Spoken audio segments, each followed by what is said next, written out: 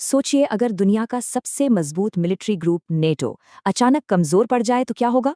और अमेरिका के नेटो छोड़ने की बात से ये डर सच होता दिख रहा है। पर क्या ये भारत के लिए एक मौका है? देखिए, इस पूरी बहस की जड़ में एक ही शिकायत है। खर्च का बंटवारा ठीक से नहीं हो रहा है।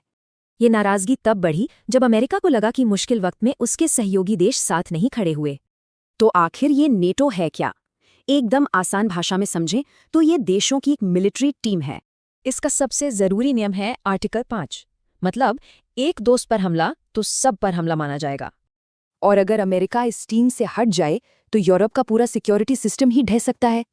ऐसा इसलिए क्योंकि दशकों से यूरोप अपनी सुरक्षा के लिए अमेरिकी फौज और टेक्नोलॉजी पर ही निर्भर है। जाहिर है यूरोप के लिए ये एक बड़ा झटका होगा। उन्हें तेजी से नए डिफेंस पार्टनर खोजने होंगे। अमेरिका के पीछे हटते ही वो दौर भी खत्म हो जाएगा जब दुनिया में सिर्फ उसी का सिक्का चलता था। इससे दुनिया में एक पावर वैक्यूम बनेगा जिससे नई ताकतों को उभरने का एक बड़ा मौका मिलेगा।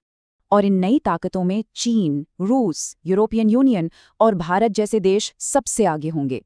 और यहीं से भारत के लिए एक बहुत बड़ा डिफेंस एक्सपोर्ट का मौका खुलता है। चलिए देखते हैं कैसे। भारत की अपनी एक स्वतंत्र विदेश नीति है और यहाँ कम कीमत पर अच्छे डिफेंस सिस्टम बनते हैं।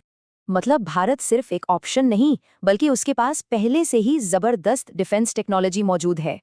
लेकिन ये सिचुएशन एक दो-धारी तलवार की तरह है। बड़े मौकों के साथ बड़े खतरे भी जुड़े हैं। पर सवाल ये है कि क्या अमेरिका सच में नेटो छोड़ सकता है?